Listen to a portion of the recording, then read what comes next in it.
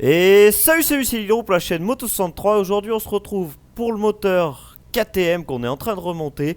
Je vais vous expliquer dans ce tuto comment remonter la partie droite du moteur, c'est-à-dire du côté embrayage. Bon, là on se retrouve sur le côté du moteur. Ce qu'on va faire, c'est qu'on va remettre le kick en premier. Alors le kick, il y a quoi dessus?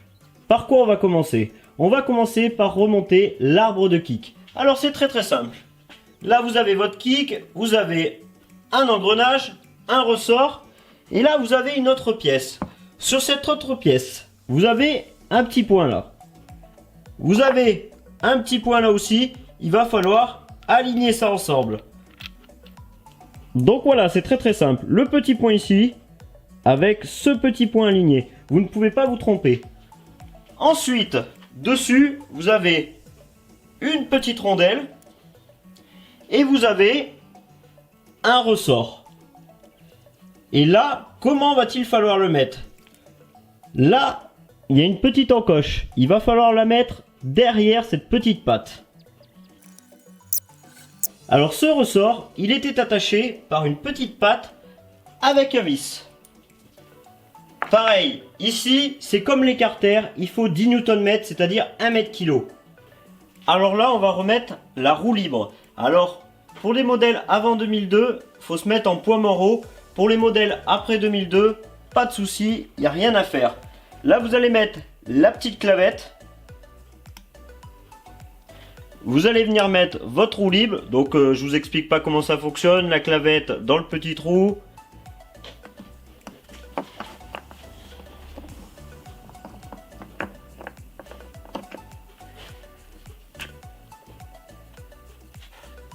Donc maintenant, il va falloir venir mettre l'écrou. Attention, c'est un pas inversé, donc ça se visse à gauche.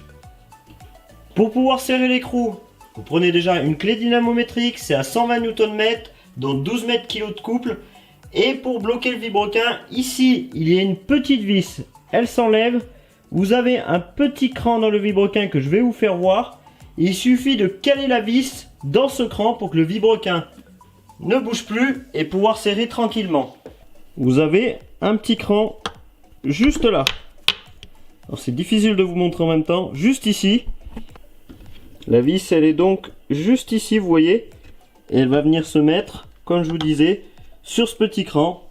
Et la pige de calage, elle est juste ici. Elle est avec une petite rondelle. Vous l'enlevez. Vous remettez la pige de calage, vous la vissez. Alors là est venu le temps de faire la pompe à huile. Et la pompe à huile, j'ai quelque chose à dire sur ça. Il y en a beaucoup, ils démontent leur moteur, mais ils laissent l'ancienne pompe à huile. Surtout pas faire ça, vous démontez le moteur systématiquement, vous changez la pompe à huile. Surtout chez KTM, en général elle est en plastique. Là, elle est en alu, mais c'est exceptionnel. Pour monter la pompe à huile, il va falloir bien écouter pour ne pas faire d'erreur. Vous prenez votre tige. Vous mettez la petite tigette dans le deuxième trou. Ensuite, vous prenez la petite étoile et vous la faites passer de l'autre côté de la tige. Donc je répète, de l'autre côté de la tige. Vous venez insérer la petite tigette, hop, dans la petite étoile. Une fois que vous avez fait ça, vous allez prendre la grande étoile. On va appeler ça comme ça pour que ce soit plus facile pour vous. Vous allez venir la mettre dans la petite étoile, mais d'une façon très précise. Je vais vous zoomer dessus. Quand je vous dis très précise, c'est que le repère ici doit être à côté de l'autre repère.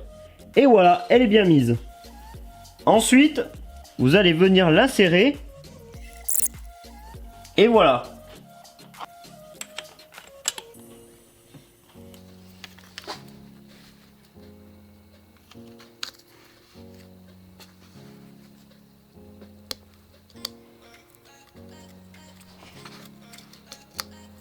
Dessus, vous venez mettre la petite rondelle. Et dessus, il y a un petit clips. Tout simplement, rien de très compliqué à mettre. Ensuite, je vais vous tourner le moteur, comme ça vous pourrez voir comment c'est fait de l'autre côté. Alors, comme je vous le disais, c'est fait exactement pareil. Vous allez devoir faire exactement la même chose. Et comme tout à l'heure, vous allez prendre la petite étoile, la grande étoile. Vous allez mettre les repères ensemble. Hop, repère mis. Faites attention que ça ne bouge pas. Et allez, c'est reparti. La même opération que tout à l'heure. Vous venez mettre la petite tige. Voilà comment c'est fait de près. Bon, maintenant vous venez mettre votre petite plaque, vos deux vis et c'est parti. Alors juste ici, on va remettre la patte qui retient le barillet. Alors c'est cette patte là. Je vais vous montrer le montage. Alors on commence par une vis avec une rondelle. On met la patte. Ensuite on met l'entretoise. Alors l'entretoise, il y a un petit rebord. On le met du côté extérieur. Voilà, le petit rebord. Ici, on vient mettre le ressort.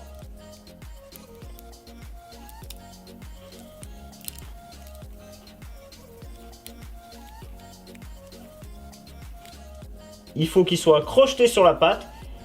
Et il va falloir visser la patte.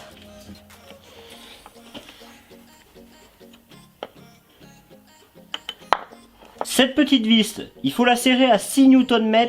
Pas trop fort parce que sinon ça viendra bloquer la patte et ça sera pas du tout bon. Vous vérifiez qu'elle fonctionne bien. Maintenant on va mettre la tête du barillet. Alors la tête du barillet, cette pièce ne s'appelle pas comme ça, c'est pour vous faciliter la chose, pour que vous compreniez mieux les choses. Alors ici, il y a un cran ici, un ergot ici et hop, on y met dedans, c'est très facile.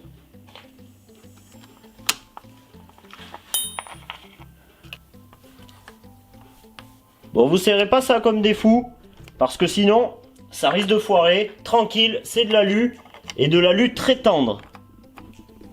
Allez, c'est parti. Maintenant, on va mettre l'arbre de sélection. Alors, l'arbre de sélection, c'est très facile. Vous avez une rondelle, vous avez le ressort, une autre petite rondelle, et l'arbre de sélection, tout simplement. Voilà, juste ici, qui fonctionne très bien, mais qui est très dur.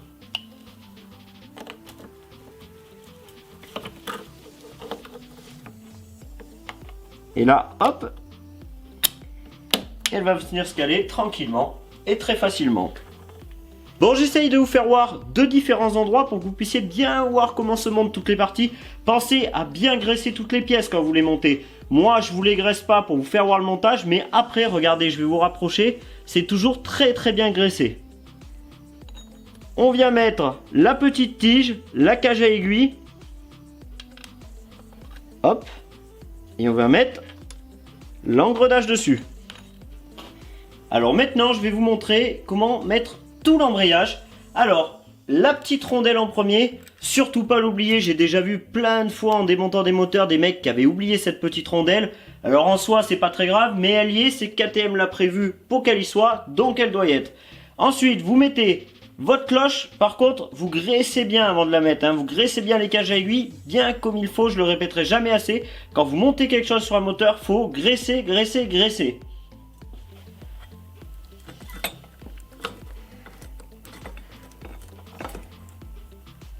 Normalement, vous avez gardé deux demi-lunes. Alors, je vous les fais voir. Il va falloir mettre juste dans le cran qui se situe devant la cloche. Ensuite, vous allez avoir une rondelle, vous voyez, avec comme un rebord. De l'autre côté, il n'y en a pas. Vous mettez le rebord du côté des demi-lunes. La rondelle que je viens de vous faire mettre, c'est celle qui va se loger juste ici. Allez, c'est parti, on y met. Alors là, c'est le moment où il va falloir bien écouter. Si la noix est neuve, il va falloir chauffer avant de mettre l'écrou. Sinon, il n'y a pas besoin. Mais par contre, l'écrou avant 2003 doit être serré à 120 Nm et à partir de 2003 doit être serré à 150 Nm.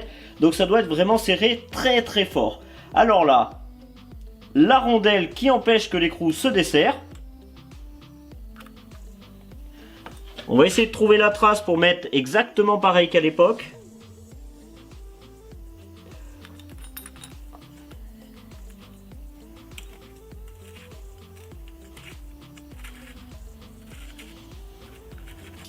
Alors cette pince, c'est ça.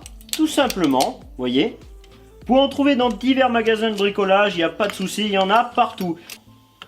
Moi personnellement, cette pince, je l'aime bien parce qu'elle peut servir pour tous les moteurs. Et ce que je fais, c'est que quand mon moteur est coincé sur l'étau, je viens la bloquer ici. Resserrer, je viens la bloquer de l'autre côté, comme ça j'ai pas besoin d'être deux ou faire comme ça, serrer en même temps, c'est beaucoup plus facile. Et que ce que je suis en train de vous dire, c'est un petit peu barbant, mais c'est essentiel pour remonter un moteur. Si vous ne le savez pas, vous allez faire des bêtises. Être mécano, ça s'apprend, et il faut apprendre de la bonne façon. Alors là, j'ai réglé ma clé à 150 Nm. Là, vous voyez, j'ai posé ma clé ici pour que je n'ai pas à la tenir et forcer en même temps. Et là, j'ai plus qu'à tirer sur ma clé dynamométrique. Et voilà, 150 Nm, c'est serré. Petit épaulement de l'écrou. Et ben, vous avez dû se faire ça un paquet de fois pour vos kitchens. Alors, il n'y a rien de très compliqué. On prend un tournevis, on prend un marteau et on vient taper sur le bord.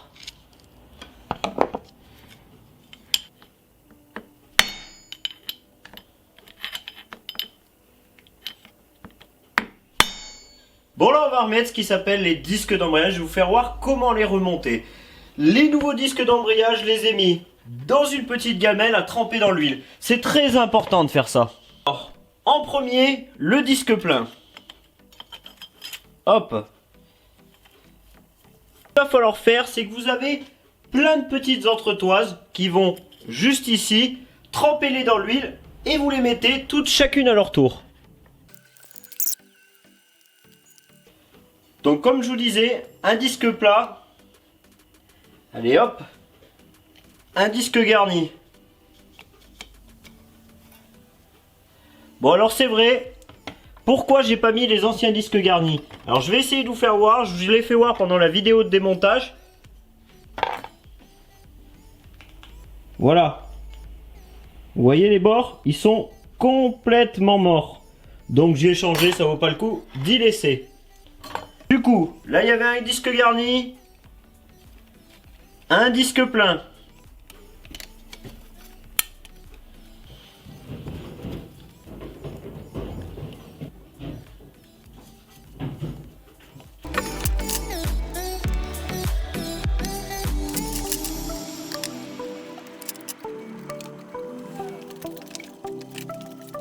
Arrivé à cet endroit, avant de mettre le plateau, vous mettez cette petite tige qui va servir à pousser le plateau. Alors je ne vais pas vous expliquer tout de suite parce que ça serait beaucoup trop long. Alors dessus, il y a une petite rondelle, un roulement avec des aiguilles, enfin on peut dire un plateau plutôt avec des aiguilles. Et vous avez un autre petit plateau plat. Vous venez mettre ça comme ça. Là, vous allez pouvoir venir mettre votre plateau. Maintenant, il va falloir venir visser les petits ressorts. Donc, comment c'est fait? Il y a un ressort, plus une vis et une petite rondelle. Hop, hop. Et on serre ça à 8 Nm, 0,8 m/kg. Bon, je l'ai déjà expliqué dans différents tutos, mais le serrage, là, il va falloir faire un serrage en croix. C'est quoi un serrage en croix? Vous allez commencer par serrer celui-là, celui-là, après vous allez faire celui-là, celui-là, après celui-là, après celui-là, et après ainsi de suite, tac, tac, tac, tac, tac, tac, etc., etc. J'espère que cette vidéo, elle vous aura plu, qu'elle aura pu vous intéresser, et surtout qu'elle aura pu vous aider. Si elle vous a plu, un petit pouce bleu pour le travail effectué, bah, ça fait toujours plaisir, et on se retrouve pour l'autre partie du moteur prochainement.